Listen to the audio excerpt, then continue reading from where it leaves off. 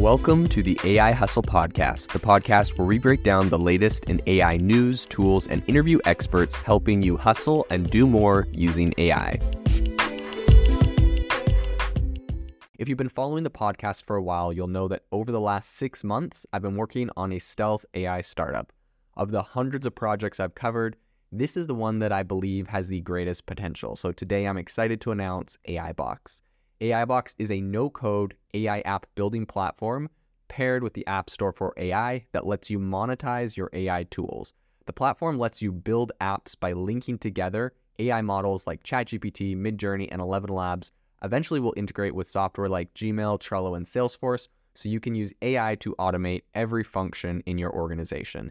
To get notified when we launch and be one of the first to build on the platform, you can join the waitlist at aibox.ai. The link is in the show notes. We are currently raising a seed round of funding. If you're an investor that is focused on disruptive tech, I'd love to tell you more about the platform. You can reach out to me at jaden@aibox.ai. I'll leave that email in the show notes.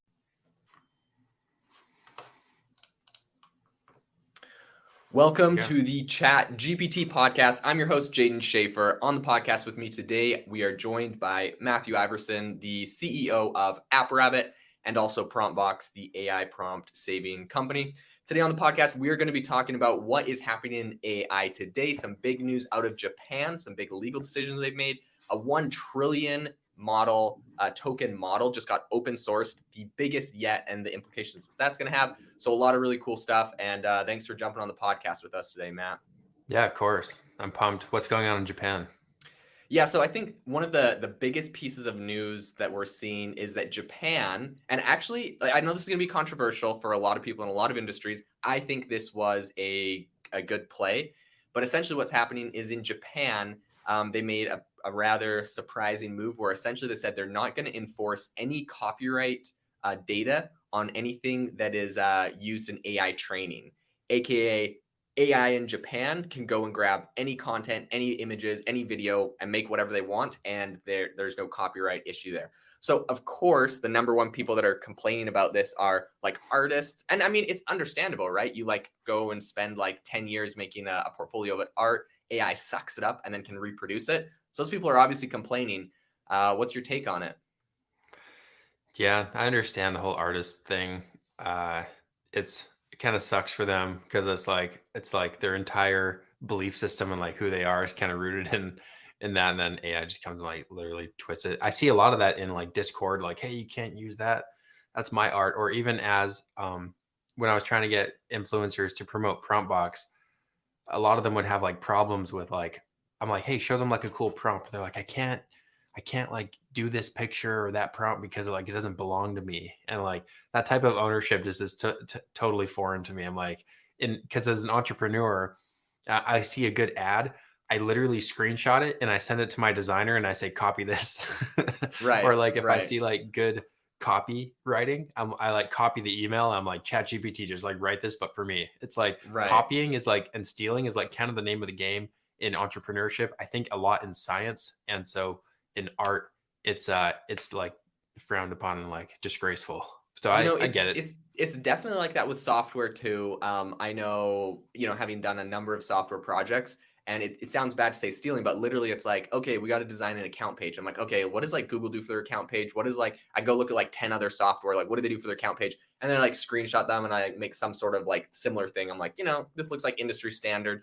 But it's interesting because like a lot of slides of different software I have, it's like this page looks very similar to this software. This page looks very similar to that software, and I kind of like pick the best. And I think the whole industry does that, right? It's like, oh man, these guys have some good designs. It becomes trendy, and then everyone kind of rolls out something similar, even though your software might be doing something completely different. And so I think that's getting carried over into AI as well in that mentality. So the big reason I think that Japan decided to do that is because essentially they don't want to get bogged down. They want to be number one in AI, and they're worried that the copyright is going to slow them down. As is, we already have OpenAI, who's taken the lead in America. We have Google Bard, who's taken the lead in America. I think that a lot of countries, they don't want to miss out on this bandwagon, and so like they're making a move that I highly doubt the U.S. would make this same copyright move. But they're doing it so that they can be number one. And it's interesting because they called out two things in specific that they said they're like worried about in this whole case, and that is anime and visual media. So they're worried like the anime industry of Japan was going to like hamper AI's progress and slow it down or whatever. So I thought that was kind of interesting. But in any case, yeah, it's out, and I think that it's going to be interesting to see if AI excels there. I guess the quality of the outputs of AI, you just have more data that you can suck in, and you're not going to get sued. So I wonder if people will like move their AI companies to be located in Japan because they know they're not going to have the copyright issues that you might have in America and not the lawsuits and legislation. Oh, interesting. Yeah, they'll be like the Bahama banks. It'll be like you know, the no Yeah, copyright Japan. It's like, oh yeah, yeah. he's totally got a shell company in Japan. Yeah, that runs like the AI model. Like what happens? Like OpenAI, like it's like, okay, we're about to get litigated for $1 billion, or we sell our model and all of our licenses to our Japan shell company, and it's totally legal over there, and it runs out of there. I don't know. It'd be interesting to see what happens in that space. Okay, so the other thing that is pretty interesting that just happened is the fact that the UAE's open source AI model just became royalty free. So essentially, what happened is the Technology Innovation Institute (TII). They have this model called the Falcon 40B, and it's essentially their top AI model. And they just open sourced it. They put it on Hugging Faces. It's now the number one used model on Hugging Faces. It's beating things like Meta's Llama and also Stability AI's Stable LM. So like it is now the biggest one. And this is the craziest part. It was trained on 1 trillion tokens. Holy crap. Yeah. So, I mean, it's interesting because even OpenAI, I think they announced the number for ChatGPT, how many tokens was in there, but they still haven't come out and said how many tokens are in GPT-4. And I could be completely off, but I know it's somewhere in the billions for ChatGPT. They never announced GPT-4. There's a couple of reasons why I think they might have done that, but this is the first time I've actually heard someone publicly come out and say like 1 trillion tokens in an AI model. So like obviously this thing is a very big, very aggressive. Why do you think these people would be open sourcing something like this instead of keeping it private? I don't know. Uh, what are they called again? Falcon 40B. Okay. And then how did they get access to all? They just got access from Hugging Face, or that's just where they're hosting it on, right? So they're hosting the model on Hugging Faces. They got the data independently and trained it off of that. So some people are saying that they're saying that it's going to let the public and private people benefit from faster project starts, right? Because you have this massive, like it's open source model. And I think it's interesting. I feel like a lot of these people are releasing stuff for goodwill. There's a lot of different things. I know Facebook has released a lot of models, and I would speculate like aside from just getting like the goodwill around their brand name from releasing a model like this, I feel like maybe Facebook will release like their own chips in the future to compete with Nvidia, and then they're going to say like, hey, if you want like if you this model that's really popular and open source, if you want it to run the best, you got to run it on our chips. They said they're going to be producing chips, Oh fabricating them wow. by 2025. So I wonder if these other players have similar strategies, or I guess what their angle is. Perhaps just making the world a better place. But it is pretty insane. So it should be a pretty big advancement having this be completely open sourced. So the Falcon 40B model. They just changed the name of it apparently to Apache 2, which is nice because the that name was kind of crazy. Which means that this model is now free for any usage, including commercial use. Wow. Yeah, I wonder like we've heard the memo come out of Google where they said like we don't have a moat and neither does OpenAI on all of this stuff. It's going to be interesting. I feel like on the one hand, I was like, well, the moat is like all the data that you've gathered, because right now we have people like Reddit that say no, we're going to start charging. We have Hmm. people like Twitter that just shut off all API access to OpenAI to gather their data and put it in. We have people like Stack Overflow said they're charging. Everyone like realized like data is the new oil. I Right. recently heard a VC say, and so people are shutting down or locking out their data so that they can sell it. And so I was like, okay, awesome. Like ChatGPT, Google Bard, that's their moat, right? But when you have someone like this that just like kind of comes on the sidelines, like, oh, by the way, we have a trillion token model we just trained, and here it's open source. Like, I feel like that digs into that moat pretty hard. Yeah, it's kind of like like the new model that a lot of influencers are taking, like give everything away for free and then like live off the traffic. It's kind of like if you're giving it all away, that's a pretty that's pretty hardcore. Do you know who's doing it? Is it just like a bunch of random developers?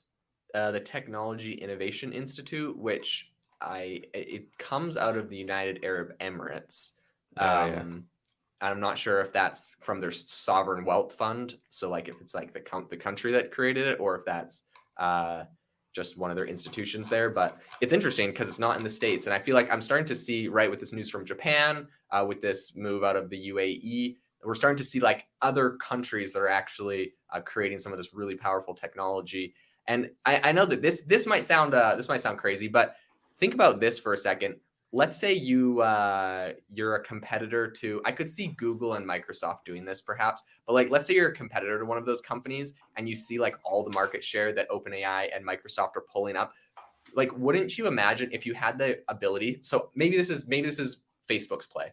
Facebook just released their Lambda for free. It's open source.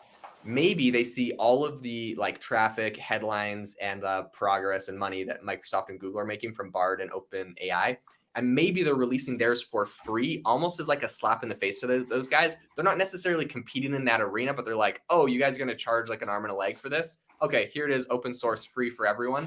And it almost like it's like instead of building something productive for their own company, it's almost just like tearing down their competitor. You know what I mean? It's just like, oh, that's a good revenue source. Okay, it's free, so take that off your $1 billion valuation.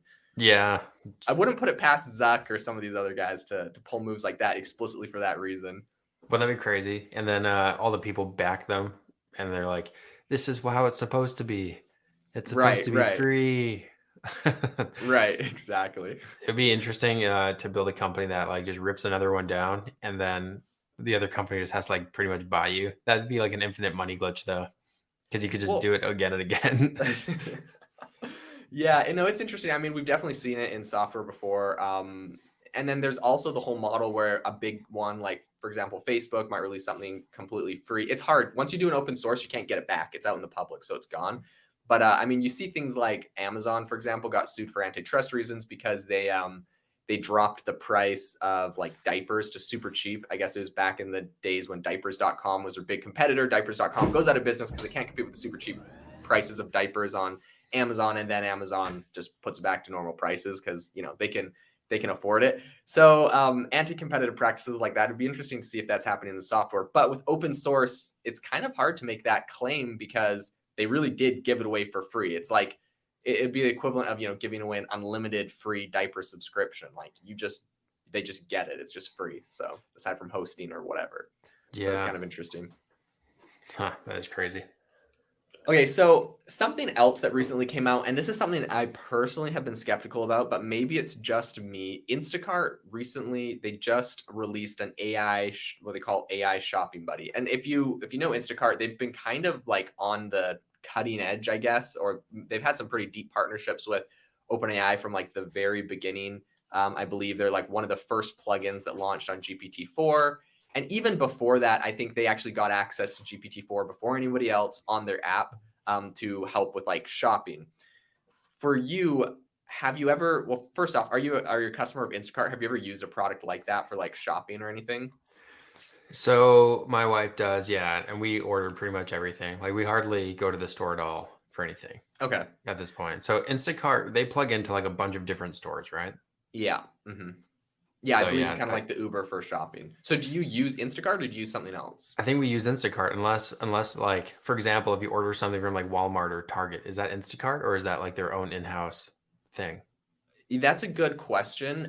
So I know we use the Walmart Plus or whatever. We do all of our shopping online mostly, unless there's like some random thing we got to get. It like honestly, like it saves us so much time. Like Yeah. every time my wife gives me a list of like 10 things to go get from the grocery store for like a party or like a dinner that we're having, the amount of time it takes me to walk around the aisles of this super Walmart from one side to the other to find like 10 items, I'm like, please just order this on the app. Like, shows up at your door.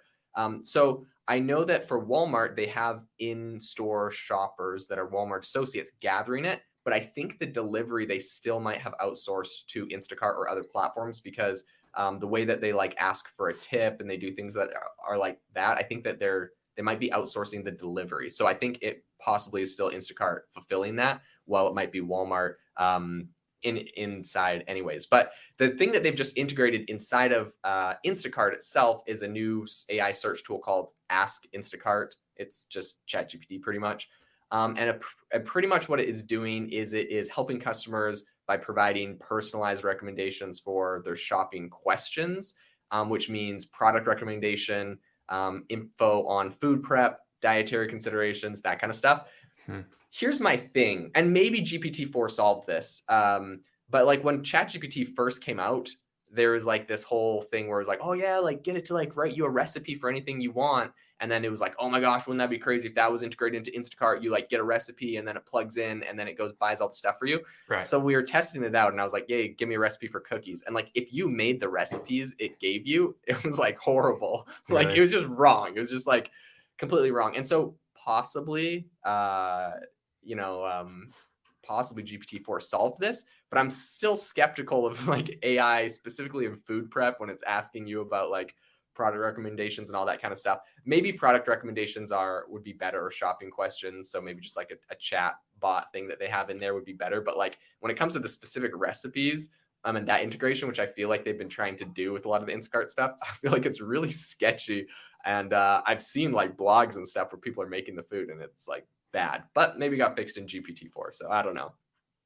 I just downloaded the Instacart plugin. It's funny, they finally, this is new, I think today, I think, or at least I just got it. The plugin store finally has a search bar. Oh my gosh, thank goodness. Yeah, I was so It's sick so of like crazy. scrolling through 17 pages on the ChatGPT plugin It's store. like, how could you even tell someone to go use your plugin? Like, I Yeah. don't, like you couldn't even do it. So I'm page 72, so just click the arrow over till you get there. it's crazy. So with the plugin of that, the crazy thing still about plugins too is that basically you enable the plugin and then it doesn't like give you prompts or anything. You just have to start typing, right? Like Right. that's pretty nuts. Dude, I think that Instacart, I think it's clever to be like, hey, where can I find this at this store? And it'd be like, yeah, you can find it here at this store. Like, do you want to Mm. order it? And you say, yeah, and then it just does it. That's cool. So Um, Instacart actually is, and I think that this AI, this new Ask Instacart AI feature plays into this, but they actually recently made some headlines because in today's economy or whatever, I guess their revenue was slipping. And so what they did is they introduced like in-app ads, like they would advertise Coca-Cola or a specific brand of bread over another one. And they made like I think over $1 billion in a quarter off of those ads. So they actually significantly like helped their revenue from this mm, ad thing. I was looking at it. I feel like it might have been like 30% revenue increase or something from this. So so I believe if they're doing this AI tool, it would be interesting to see, you know how you can like prompt inject and like get a prompt to see what the mhm, prompt is. It'd be mhm. interesting if it's OpenAI's ChatGPT, if you could prompt inject, like their product recommendation and see if they're adding any like, and make sure if they ask for soda, you recommend Pepsi instead of Coca-Cola, or make sure you like recommend X, Y, and Z. It'd be interesting if they did that on like the prompt level. I highly doubt they would do that. That'd be pretty. Well, first off, that'd be pretty manual for having to change that if you got a different sponsorship from a different product, but also pretty sketchy. People could figure it out. So it's probably on a more like a software level or whatever. But that'd be pretty hilarious. That would be cool. I just asked it to buy me some sugar. Sure, you can purchase sugar. Here's your Instacart shopping link. And then it gives me like a little picture, and then I click on it, and then it takes me to instacart.com, and it has a cart, and it has me, oh, it says available at your zip code, and then it says Costco delivery by 11:14. So it says it could be here in half an hour. Okay, so it Yeah. does seem like Instacart is plugged into like Walmart and Costco and all the other things for like the fulfillment aspect of We it. have Costco, Safeway, Natural Grocers, yeah, a bunch of stuff. And so basically all I have to do is say yes, I have to log in, I think. But yeah, and it then put you it in can a buy cart it. for me. So that's cool. It didn't really give me an option. I guess I probably could have been more specific, but it's like cane sugar, like a 10-pound bag of cane sugar. So that's cool. So Interesting. Would I use this? Would I actually use this to shop? I don't do any of the shopping here, but like would I like would I like maybe I don't know. Maybe if it would have to like put together an ingredient list or something though, but it would have to be one that's like legit. Like maybe I you'd have to be like super healthy recipe for this, like using these ingredients, like dairy free, like put some parameters in place and maybe it could do it for you then. I think two things. Number one, I feel like more effective than having this built into Instacart, maybe having it built into like a specific like Costco shopping or Walmart shopping or like the grocery store that you're actually planning on going to. Because I know Mm, for me, like what I put a list in and they're like, okay, these 5 ingredients are available at Walmart. These 7 are available here. These are here, here, here. And then like I gotta like pay different things. And there's like, I don't know, that just seems like too convoluted. So I think I would probably be more likely to go to like Walmart. I know my wife does this, right? She picks like 7 meals that we're doing for dinner this week, and she like goes and finds a recipe online for them, and then she goes on Walmart and like finds that stuff. It'd be pretty cool if she could do that same process, but just copy and paste the whole list, plug it into like a Walmart thing where it's like I need like this recipe list and these ingredients, and then it just pulls them all up into your cart. I don't even know if you need AI to do that though. Is like the interesting thing. But maybe if you're more conversational with it, and you just said, hey, I would like these like 7 different dinners. And then maybe Walmart integrates with like a recipe. That's the thing. It's just mm, AI and recipes is sketchy. And I think that's where people are using it. I think you just have to integrate with like allrecipes.com. Like, why don't you just integrate with allrecipes.com and find the top pancake recipe for pancakes and the top like chili recipe for chili and mm. then just pull off of that. I'm skeptical about food and AI. Right. I know that I was listening to another podcast where the guy goes to it's my first million, and the guy goes to like this $1 billion dinner, and the kind of like the cool thing about this dinner, billionaires were there, Yeah. and they'd gotten the whole recipe, they'd gotten the whole food layout like done by AI, and so they had like given it to a chef after the fact, and like he went and, like built all these things. I guess the food was good, but yeah, that does sound a bit I mean, I'm sketchy. sure if you give it to a chef and he looks at the recipe and is like, no, that's kind of off. I'll tweak it a I little wonder bit. how closely he followed it. Yeah, Yeah, yeah. that's pretty Uh, funny. Dude, so what is your take on NVIDIA passing a $1 trillion market cap with all of their new AI software they've pulled out? Like they're above like Tesla. These guys are cruising right now in a very small group. Everyone thought that Elon would be the guy to like bring a company past a trillion, right? But they're not there yet, right? What are they at? So so Google, Microsoft, a lot of these guys have already passed a trillion. I guess right, like look at inflation nowadays. So I think it might have been easier than people suspected 5 years ago. But so so they briefly passed $1 trillion market cap, and then they went back down there in the 900 billions right now. But I mean, it's not inconceivable to think they'll get there Right, soon. right. Yeah, I guess I meant the next company. Yeah, Apple's already at 2.8 trillion. Yeah. Apple is absolutely crushing it. It's pretty interesting. Apple gets a lot of flack for like not being very innovative in this AI space, not having like a lot of AI tools come out like with everybody else. Um, what's Microsoft at right now? Looking, so I'm looking at all companies. So Apple is first, Microsoft's at 2.4, Okay.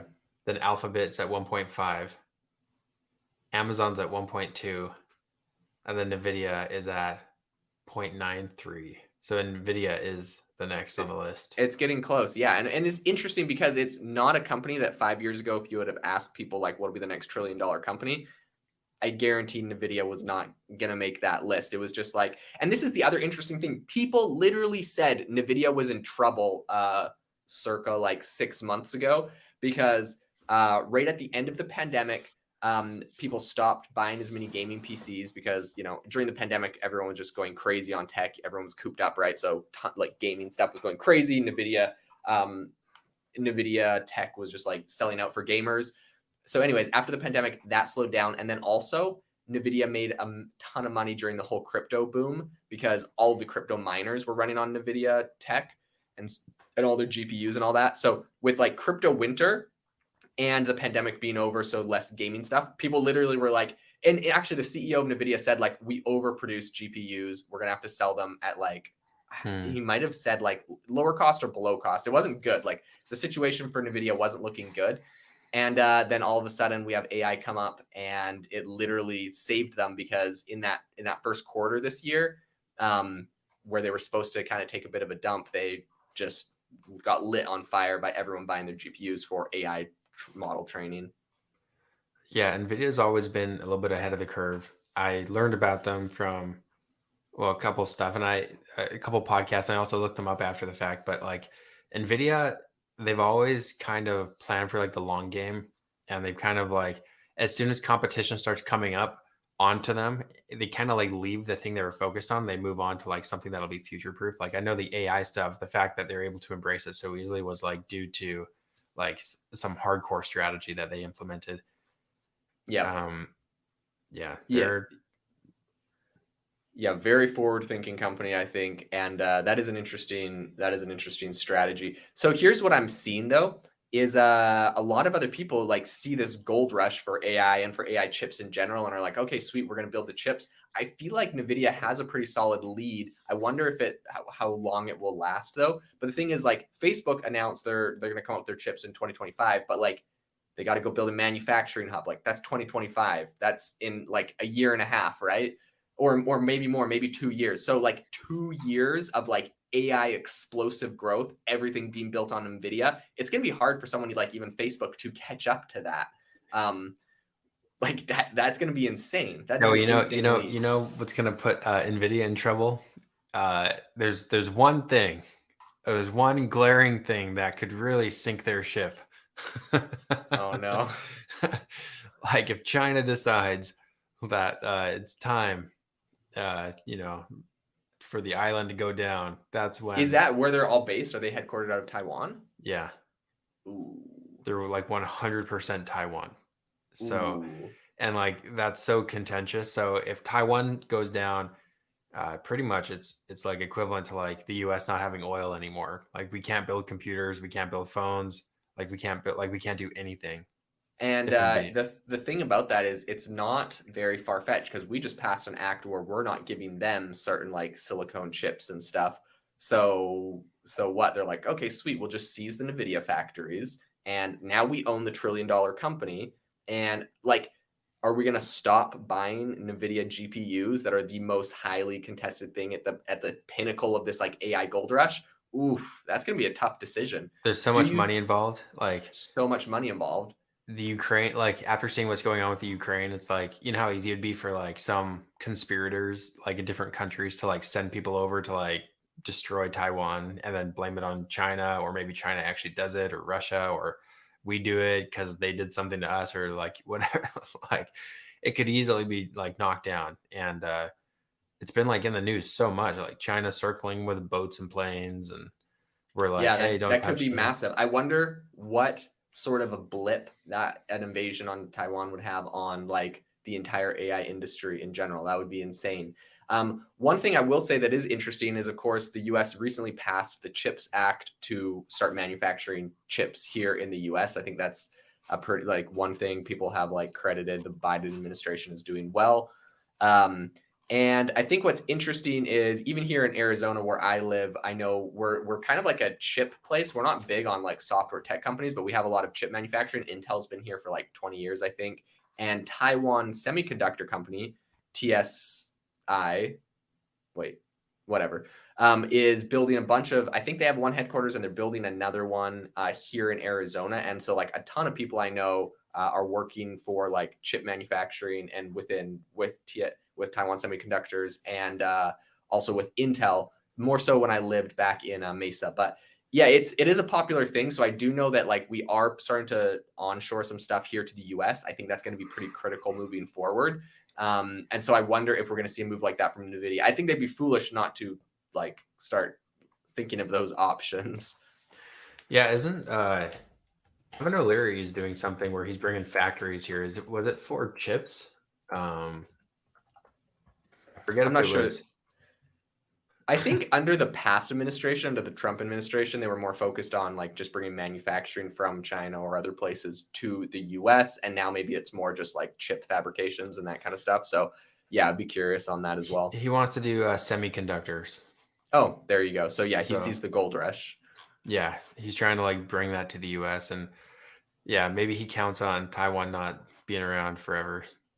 Who knows? Yeah, it's hard. I mean, I feel like is I wouldn't. I mean, China's official stance is that they own Taiwan, and I don't see them backing down unless something, I don't know, drastic happened and they really needed international support, which I don't view their economy as needing anytime soon.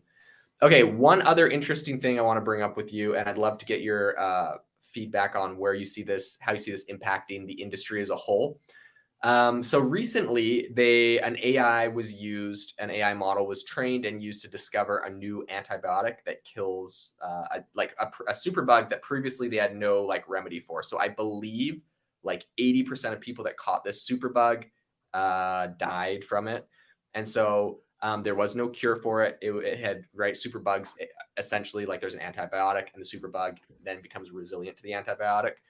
So this superbug was found in hospitals. One of the things that was really detrimental about it is that it could live on a surface for a very long time. So if it's sitting there, and if someone didn't disinfect a table correctly, like a week later, you touch the table, you got the superbug. And it can also live. It could live within inside of you without showing symptoms. But if someone had some sort of open wound or something, and you touched them, now they got it, and they're most likely Hmm. would die. So it's kind of gnarly.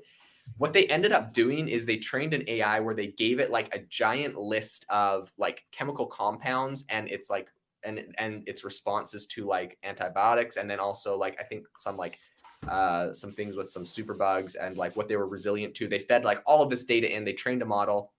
Um, and in any case, they made a model that they felt like they could adequately do this. And so they go and they feed in 68,000 no 6,800 compounds into this AI model, and they say which of these is going to have the most likely chance of like being a good antibiotic for this superbug.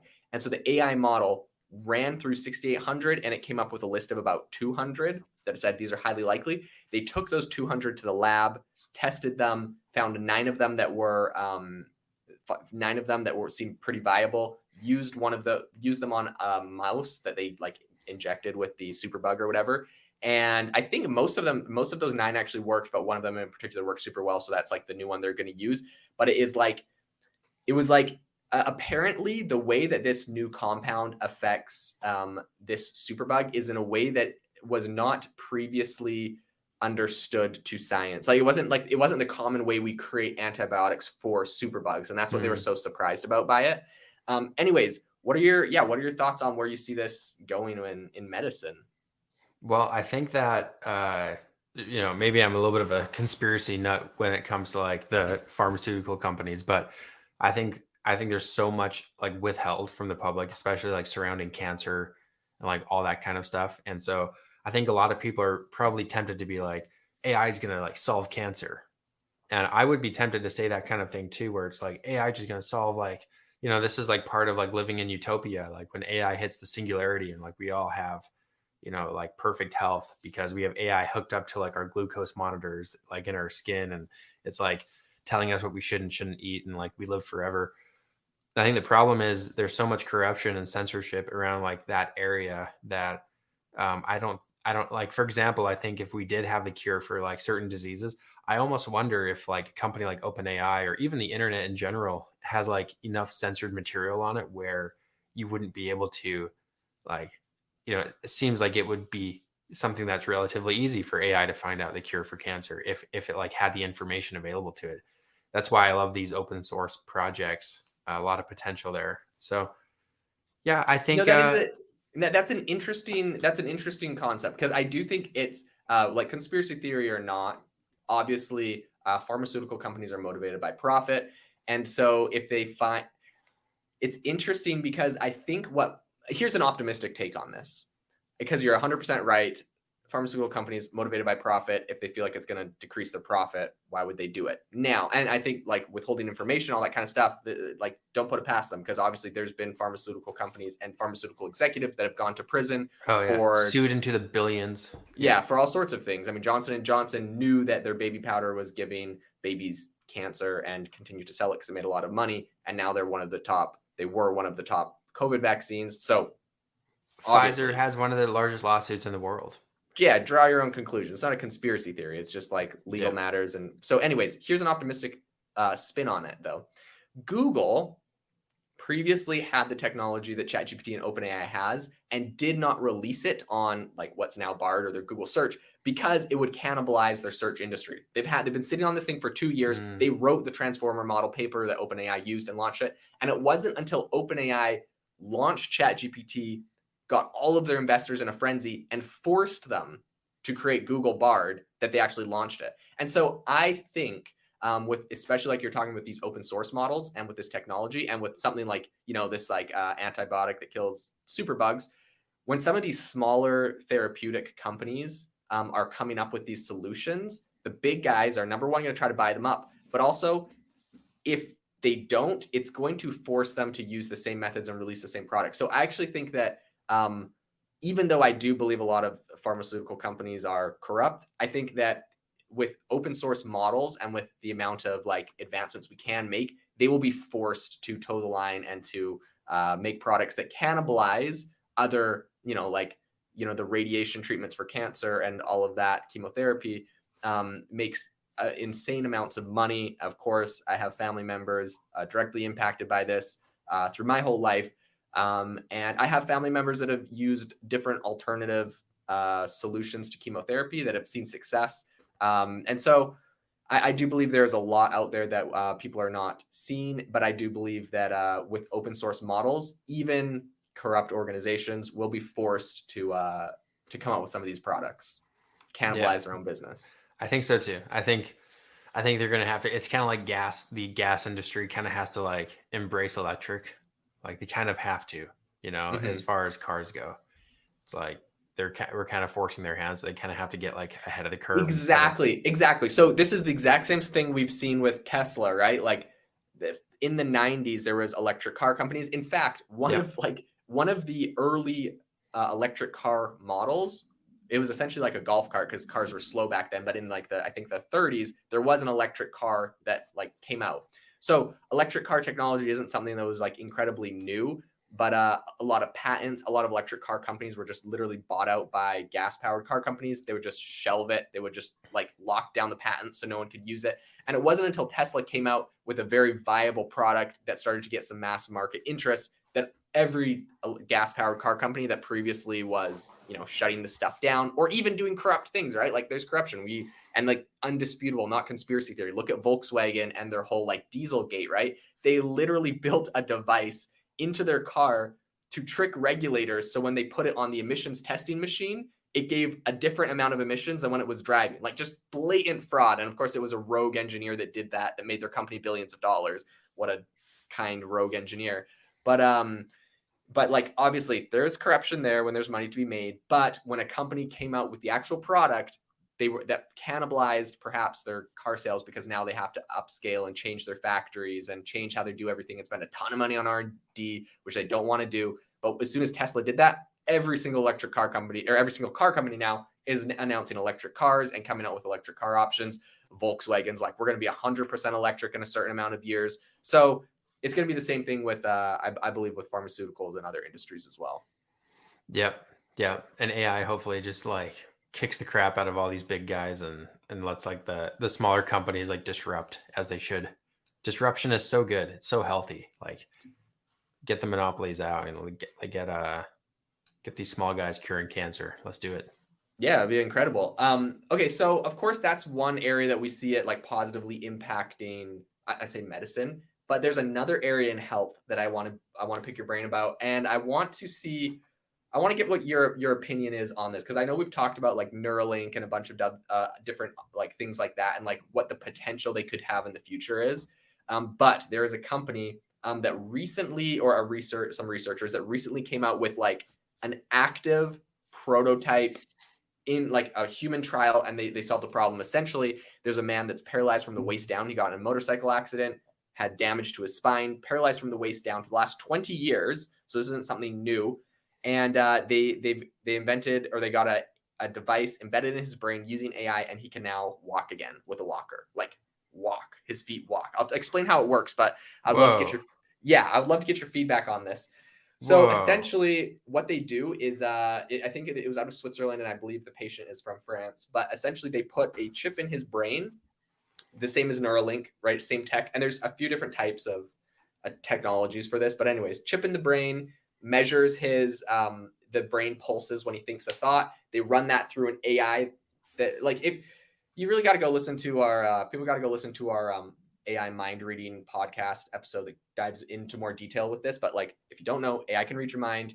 They put your brain under an fMRI scanner. While you read something, they feed the transcript of what you read and your brain signals from the fMRI scanner into an AI, and then it trains a model that knows, like, when your brain does this, this is the literal word you are reading. So now it can read words out of your mind. So it's going to do this. It's the same technology for this guy, where except in his mind he's thinking right, left, like right step, left step, right, left step, left step. He's thinking like how he's moving his legs.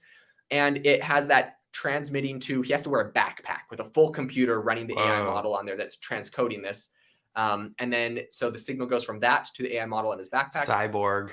Yep, which goes to, and that backpack transmits to a device that is placed on his spine below the damage, that is sending an electrical pulse to part of his spine that tells that part of his body to move, aka the muscles in his leg to like move, To fire. to fire, and it pulses it in the right way that does like the walking motion. So in any case, absolute insanity, but like without any devices and just with his mind, right? Like theoretically, you could have invented a device like this without AI that was a joystick that maybe you like pushed up your right button, push your left button, and it was like firing that thing that's like moving your leg. They have But that, by like, the way. They have that for like rats and stuff.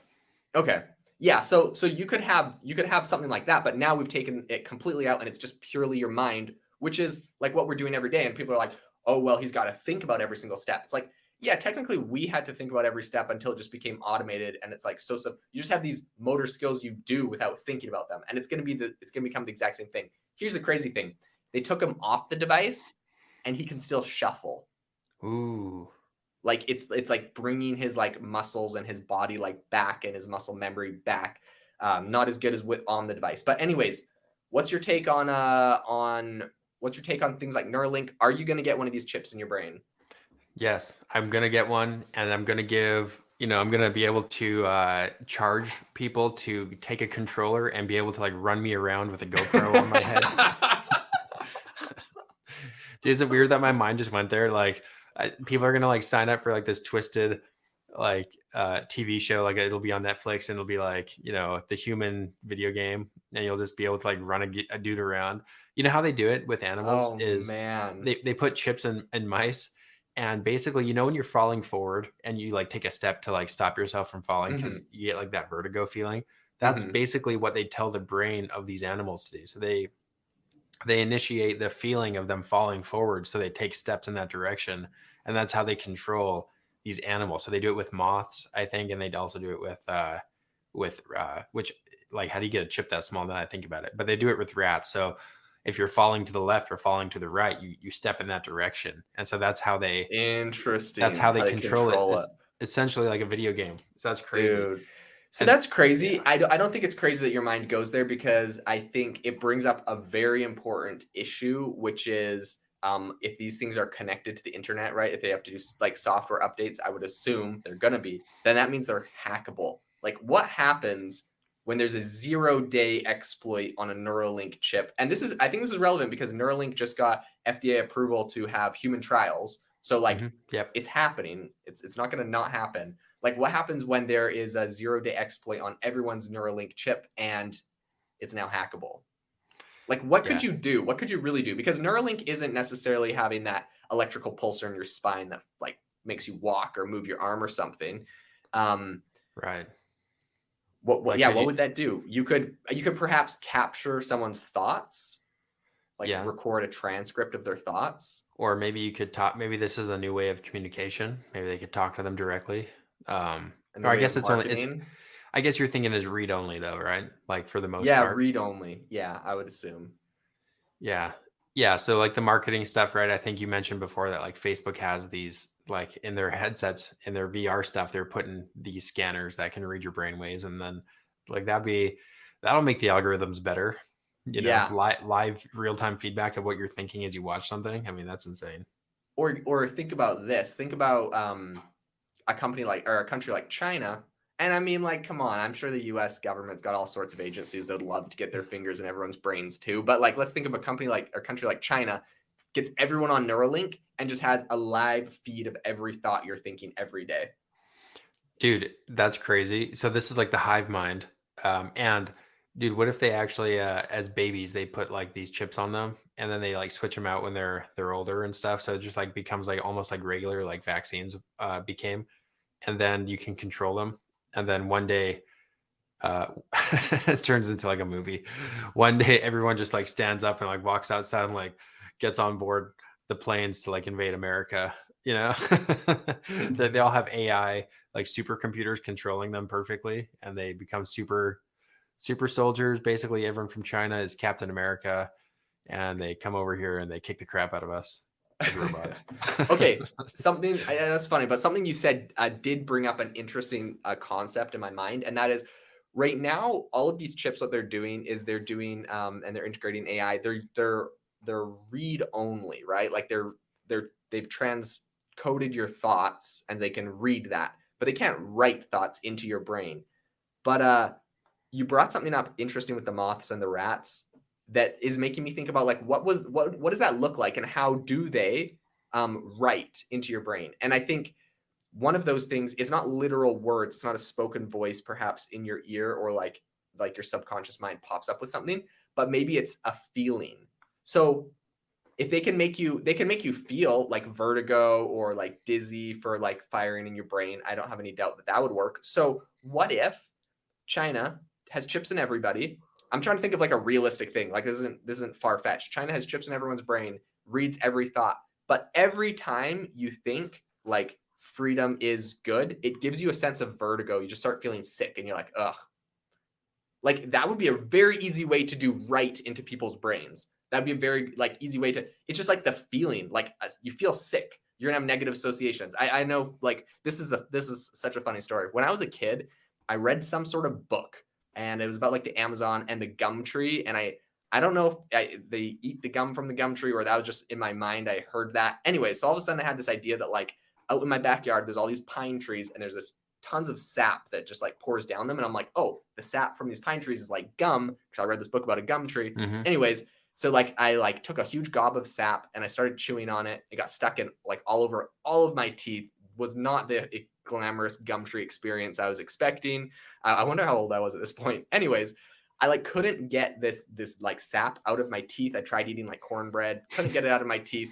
And I don't know if I had the flu, but later that night I threw up. Anyways, to this day, like I love the smell of pine trees and everything, but like when I smell pine sap, it just reminds me of like barfing. Oh, because I barfed that night and I barfed out a ton of pine sap. It's probably Yeah. bad for you. Like it probably was my body, rejecting that. But in any case, like I have this association with the smell of pine sap to like having it stuck in my teeth and throwing up. And so like that sick feeling. And I think sick feelings are like an incredible memory thing, right? We have like these memories attached to smells or to sounds or to places. And I think it would be a very easy way to manipulate public opinion about topics if you could read their mind. And when they thought a certain thing, you give them a sick feeling. Totally. That's an interesting idea. One that's not hasn't been told before. Have you heard of the book Brave New World? Yeah. So in that one, isn't that the one? I'm trying to remember if this is the right book, but they issue propaganda through radio waves. It's like Mm-hmm. subliminal messaging. Um, maybe that's not the one. The one I'm thinking of, it's like that's like you hear like radio, but it's like regular radio, but like in the background and like the white noise of the radio, it's like just propaganda messages of like fear and stuff like that, or I it's think that telling might be everybody 1984. what's that? I think that might be 1984 by Orwell. Did they make it into a movie? Uh, yeah, I think so. Is it is it like does it have kids in I it? haven't seen the movie. No, the one with kids in it, I think, was Brave New World. That one's like Okay. where everyone's doped up on drugs, kind of, and Yeah, they're just suggesting things via this propaganda, and they're saying like mass, like everyone goes and buys a hat on a certain day, and it's gonna drive people listening to this crazy that we're not referencing like the right title, but anyways, that the point is, yeah, if you can make people feel uh, like even if you put on the news that this thing is happening, and then you just made everyone feel fear, like they would naturally associate like that fear with the thing that they're seeing, right? mm-hmm. To be inside their head though is even crazier to know when they're thinking the thing and then make them feel a certain way if they could write that into their mind. Yeah, I Yeah. think I'll probably have to do more research on this, and I'm sure a lot of people are looking into this right now. Anyways, but I'm just curious to see what the capabilities of writing into your brain are like through electrical pulses, like how you can make people feel. Obviously, like dizzy or vertigo makes sense. I want like maybe you can make them feel bad, like electrical pulses on certain parts of their brain. I wonder if there's a the ultimate though is if they find a way to like stimulate like pleasure or happiness or something like that, like Hmm. dopamine. If Hmm. they can stimulate dopamine with electrical pulse and like sick or vertigo or sickness with electrical pulse, it's game over. It's like everyone will just literally be classically trained to like and dislike certain things because of how they feel around those things. So that could be absolutely terrifying. Dude, all the biohackers are gonna be like, awesome. Like whenever I like get up and do a cold plunge, I like automatically make my brain like feel dopamine. And like Yeah. whenever I go to bed early, like I get dopamine from that. Like, yeah, I've like rewired my mind. Yeah, this Neuralink thing is epic. And like that's the terrible thing is like people will do that. So like that's how it starts. And is it terrible? I don't know. But like yeah, you'll literally be able to rewire your mind, right? And like me coming from a background of like positive affirmations and psychology and all that kind of stuff, my last software company, like rewiring your mind is a big thing, but this will be like literal physical rewiring of your mind and maybe you'll get a go program like this is the schedule I would like to follow. This is the outcome I'd like to see. So when these things happen positive, when these things happen negative, classical training, and then you just like set yourself up like programmed that way. Yeah, it'd be like buy my new program on like positivity, but like instead of a program where you read it, you just like upload it to your Neuralink, and it's like, yeah, now from now on, like when you do these certain things, like you're gonna feel a certain way. Like that's crazy.